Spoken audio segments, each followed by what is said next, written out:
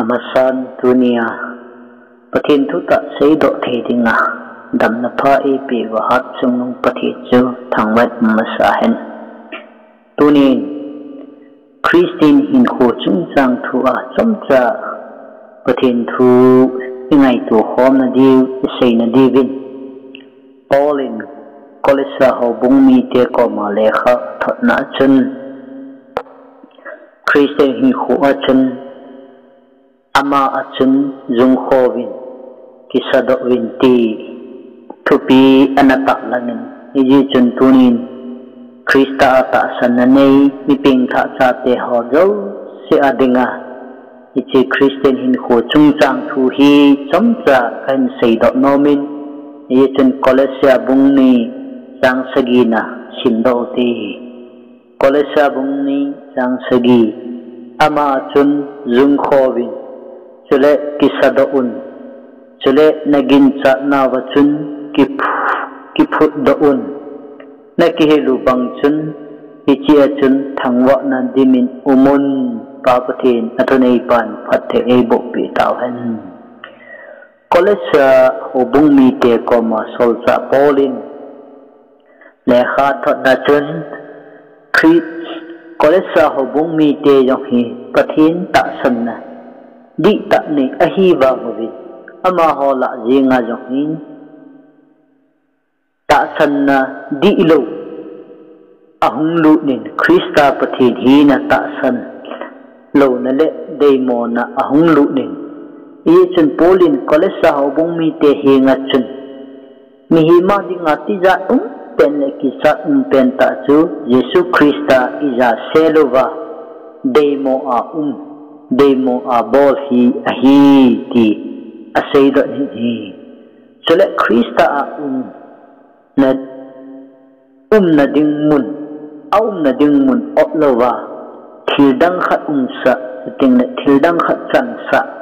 zong le Krista thu henasa sa a ki he mo sa ngai nom lova ating le Krista ngai lu na ki sa nom lova thuta a kuna ki he mang hi mi hi min khu a dinga ki chat pen ti ja pen ta a hi ti hi asay da hi ye chun a background chamcha kolesa ho bunga iga sena hi chan din tun toniwa ama chun zum khovin kisado un ti hi chamcha point thum point li tabang analu na ten amasa pen ta ama chun zum khovin kolesa bungni chang sagi ena chun ichi changa jung kho ati hin Christian hin kho hi thing phung to ate ka ahi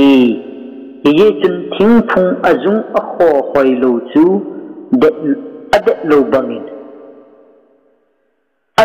bangin hal ki pi a hung kham do thing phung chu asot pon ading de pu ade na dingin azung ne leinoi langa azung thu ta a kholu thu a ahi ting lebu akhang the jin chuting le tui a chop jing nga jin I chun thing chu ade sa in aki phulu na mun na chun achung langa asan chan anoi langa azung athu chan chun ade se en hi chuting le thing phung chu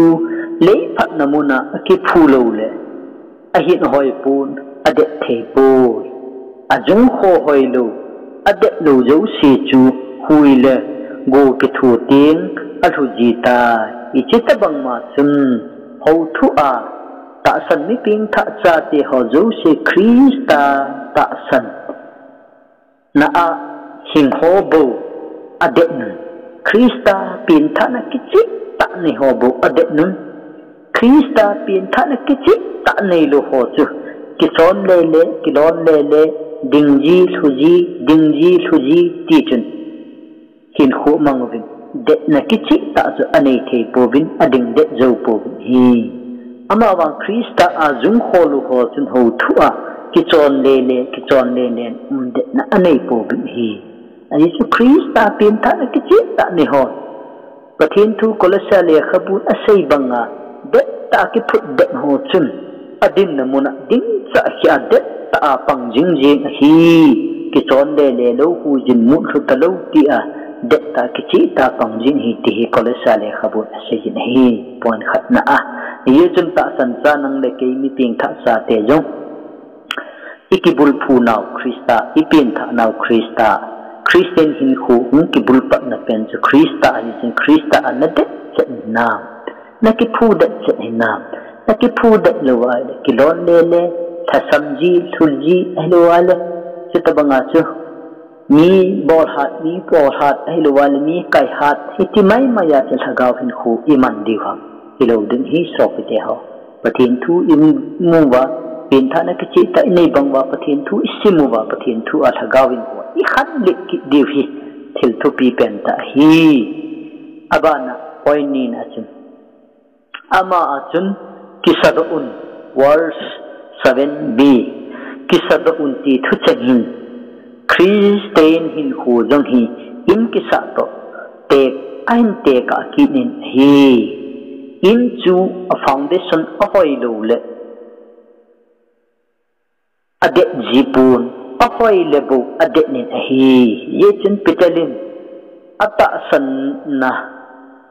san nang hodinga manduta hi ata san lo hoding wanga hiti hi ahi insohon apa yu sung chu aninga api pena panga ahitai first petal bungni chang sagit asayit hi ite song pi chu Krista hi yechin Krista ta san na ako na kisado ho chu hui pi nung hen ling pi ki ho jong le thutalo ding ahita yechin Krista song pi chunga chu ta san na ako na ikibul phuwa ikisa do logule ni khatle farsai ho banga jesu no ho mi phalhem ho ati ho I thâu dingu ahi yesun Yesu Krista kisa do ti hi so pete ho Krista apin tha na kichi ta ini wale Krista ahi ho chu khang do ding hin all hum kisa do mal ma hum kisa do ding gam ain ki ke lit jet ding hum khang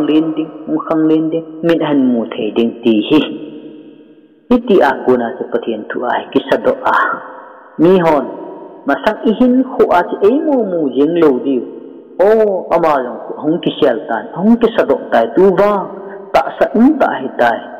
gin sa ta hitai mon pi ta hitai ati thei ding hi Christian mi ping ta san sa te nang la ki ya ding atel ho pen ta sa hi ya chu Yesu Krista song pi chungai na kisado nahi lo ahele Christian hin ko lambai tho ding pakai sun farisai ho mi phalhem ho ati bang ihi ding hi sei thema bol thema ailo le bol di tho a to di tho a thagaw hin ko man chu pathin dei hi pu mi he min yong ki dei pu pathin thuta ai ki sa to ding chu pathin dei hi appoint thum na ki hilu bang chun verse 7c na kihilu bang chun atin hi iche kihil na asay na hin school kihil na ahilo le pathin thua kihil na o in kai na muna pathin thua kihil na ho asay na hin an la mi bang khat sin ai de in Bible college kai ho in ama kai na sanga mi dang kai na zo so o cha te cha zo da ne angai to bin hilo hi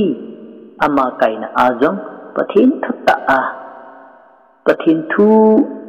o zohon ahil banga ane akhan di piling sa tilki ho penta hiji chun polin pathin thugil Krista chu na het thei na dingun Krista chu chi na le het na guyo se ki sel hi chi koi man sei thim mana ne het tha do na dingwa ka se hi ati hi het na chi na pathin thugil het na chi na guyo se chu Krista ki sel hi ye chun pathin thu na ha sima pathin thu na ha ni pathin thu na ha kiwa chena chu pathin thu ana din de ding pathin thu ana khan de ding pathin thu na pi hin ding ประเทศทั่วน่าหุ่งมาสาวเป็ดดิ่งฮิตีตุนิจานอเดลินก็ใส่ดอกเก็บน้องนี่สุดท้ายบางจุนก็เลยจะหาบุงินจงประเทศทุดิตาหาบุงอหินผู้จุนไบเบิลทุดิตาอหิลจิงมุนอหิลละทุหิลเทมทุหิลพะโลทุหิลดิโลจอินอาหุงลุงลุดขาบอิจิอาจุอามาฮอลำกายฮอไอโรเลปาสฮอทุเซฮอประเทศทุตะฮออันนั้นเนน้องตะโลเยจุนดอกทรินดิโลทุหิลดิโลวะอันนั้นลุงลุนยีอาจอลซาปอลินฮิจิเลขับูเฮนัทนะนักฮิลูอดีตฮีประเทศทุอานับบุลพูนาวประเทศทุอานัสไซปีนาวถ้าก้าวอันนั้นวะนาวถ้าก้าวอันนั้นมกนาวอากิลูบังบังอาจอนดิ่งอากิลูบังบังอาขังดิ่งอากิลูบังบังอาเด็กปันดิวเจปอลินอดีตใส่อิจจีอาจจะก็เลยสาวบงมีเตะก็มานักฮิลูบังชินจอนุนอุมุนดิ่งเด็กนุนปังเด็กนุนตีอาฮิลกินนี่ยาจะดูจานาจังสุมีเตหะไอเราเวลาขุปีสุมีเตหะขุบุงมีเตหะมุนตินาตาสันซาเตหะโยสิประเทศทุฮีอินเนบังบังอิมูบังบังคริสต์อาปินท่านอินเนบังบังไงถ้าก้าวหินหัวหิมขันดิวจะติงเลยอิจุยดิวอิดินปีดิวอิหินปีดิวจะฮิตเทลทุปีเฮียอามาบังไว้ตะบังขัดจะประเทศทุฮีนายตีอาอิจลังยังจอมกิไอเราละมุนจอมายังกิจอนเลกิจอนเลกิตีฮิตุไลวานวยเลสิสุมเลบายไงสักอย่างกิจอนเลดานิมินอเกลินคุยมันอัตสันเทปวดเฮยี่จึงกิจอนเลเราดึงประเทศทุดุงจูจ้าอีฮีนบังบังอาเฮโอลาประเทศทุกิเวนะเนอามุขันเด็ดเฮประเทศทุงาเดซ่าเป็นตาเสฮีอบานะอลีจันนะจึงคริสเตียนหินคูฮิลุยดุงโตอาเตกอินเฮดีนะจึงคริสเตียนหินคูฮิลุยดุงลงบังอินอลินเจยิงดิงดีนะเฮเดชานันลุยดุงขัดสูอันเนียวเดวเดวินอตุยจงอนุยลังงาจุนอเบยตายตีทุชิมอกิจะขับปูนอาจะอมขังไงปูฮิตบังมาจุนอีคริสเตียนหินหูจงฮีนิตินเลพาตินาขังโตยิงดิงกิเหนะเดชานะเฮลุยดุงอลุนกำนับเช่นบดุงจูอลินเจอินอากิเบเจอินเฮลุยดุงจูอสองเจเลตุยลีทูอมเจอินตุยลีทูอมเจบังอินคริสเตียนหินคูยองจูอสองเจนาปะเทียนทูเฮดนัลมาสังเจดิงฮีวินเฮลุยดุงอนุยลังอาตุยปุนอากิเบจิงบังอินเอโหตะสันซาเตจงฮีทูเลลาอาขังโตวาอัตะสันจงกิเบจิงดิงฮีวินอหินละตูลาจินโซเปเตโฮถ้าก้าวหินขัวตะสันทัวกิเบนะถ้าก้าวหินขัวขันเล็กนะดิ้งตะสังมิตัมตะสดาจินมิตัมตะปะเทียนทุตะอดาทันมิตัมตะอินวานนุยนุสะนาสุมละปายangay cha ay lawale thil dang angay cha pathin thu sangin agyal kho zo akho sa zon chiting ne pathin thu adon da pathin thu anot tha kam ta bet ama wang hilo din hi so pete ho i ho ta san cha te ho pathin thu a hi iso chenwa Christian hin khu iman so chenwa iya kuna min pathin thu amu do beding min ta san na nei beding chiting de mi ping tha ki be che ding natin thagaw hin khu thing ki be che jing ding thagaw hin khu khan lit na masal na be che ding tam be che ding ti hi tu ni ata san sa imo pu na pi pen ta hi ye chun tu ni jane pathinin man beja e pi u hi ti hi sumil po te pathin tu hi so pe te ho ye chun thagaw hin khu luidum to ate ka alit che asaulun chana alit che atam che banga tuili thu atam che banga ho yang pathin thu he na lama thu che đi itam het đi the thing le iso senwa hai min ei mu tam che đi min ei ho akuna mi Krista apin tha na amu che ding o pathin thu ta hi ti a het che a mi hong ki be che ding che tunia pathin ei ngan sinau pi pen ta hi ti samcha ka sei do om ne den sanan pakai sun ase juite ko ma ko yong le ka thu hi cheng hi za abola che som chunga insa milung thim pha to ate ka hi som chunga insa milung thim pha ho chun tui ahung so in hui ahung nongin chuchi ina chun achun hi le ahi ahum som chunga ki phut ahi je chun athu tapu hi aji chu pin am te le chu tabanga chu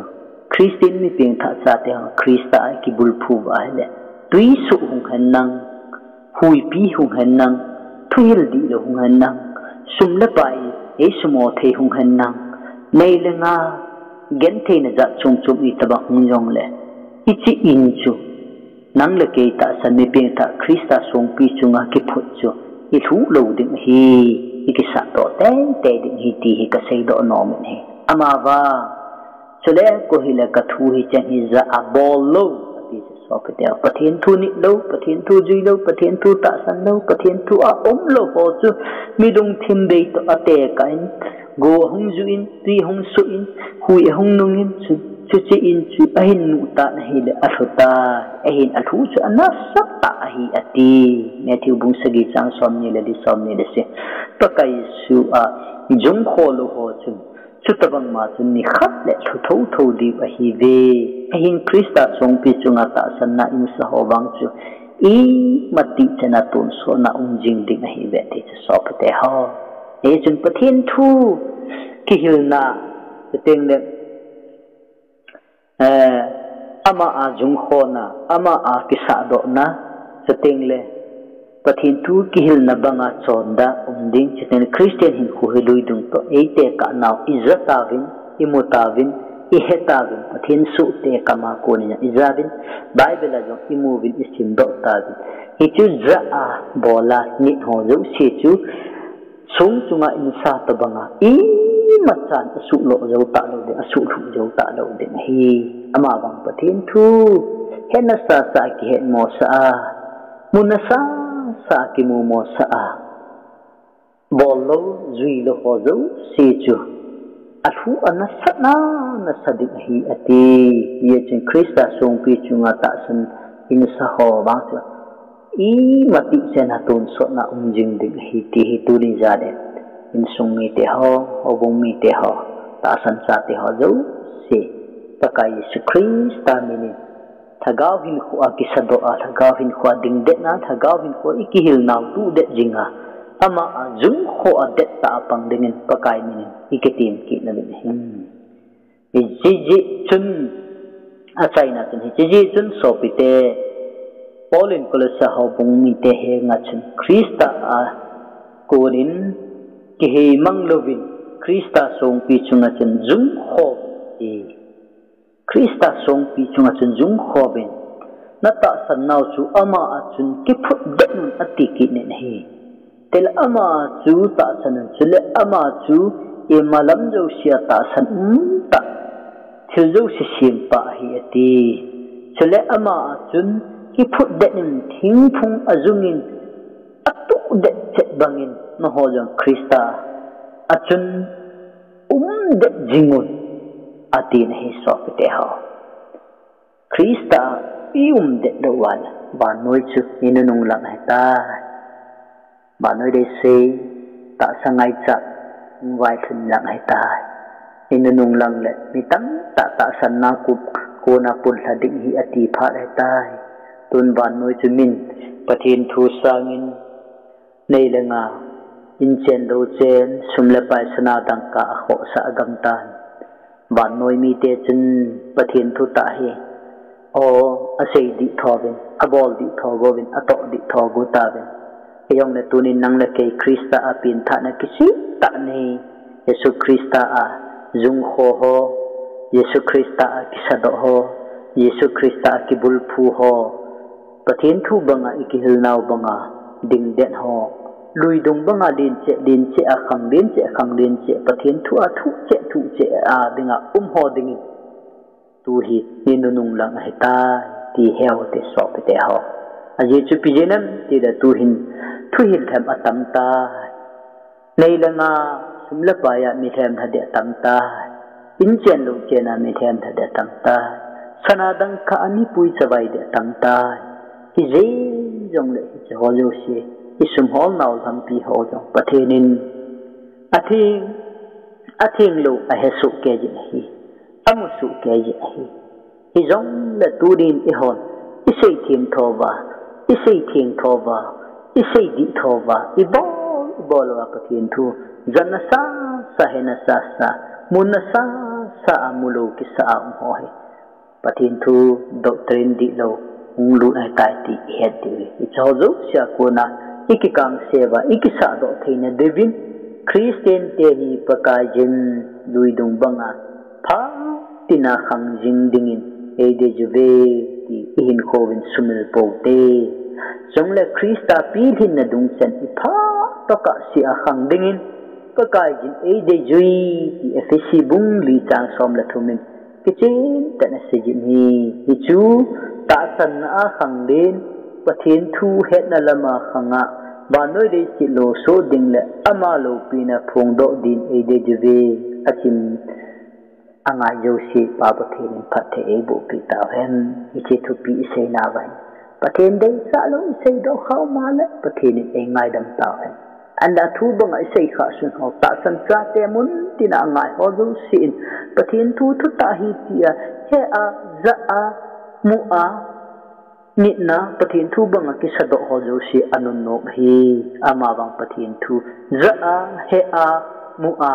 บอลลูฮอลโยเซนิขัดเลยทูดึงฮีตีฮีตูนิจัดก็เสกดอกน้องยืนนี่บอลซาบินง่ายฮอลโยเซปาประเทศนี้ประเทศเอโบปิตาเห็น